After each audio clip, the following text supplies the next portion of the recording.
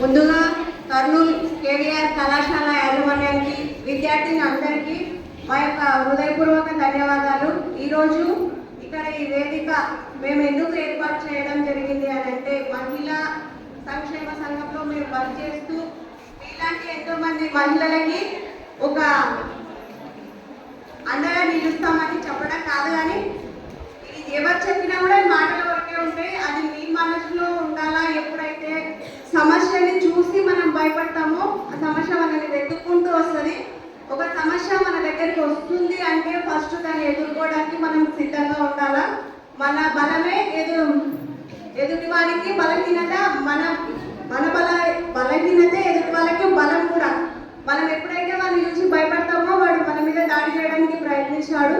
ఇటువంటి సంఘటనను ఎదుర్కోవడానికి మనం సిద్ధంగా ఉండాలా. ఎట్టి పరిస్థితుల్లో భయపడకుండా సమస్యని ఫేస్ చేసుకోగలిగే స్థితిలో మనం ఉండాలని చెప్పి కోరుకుంటున్నాను. మీ అందరూ కూడా మిమ్మల్ని మీరే ప్రొటెక్ట్ చేసుకోవాలా.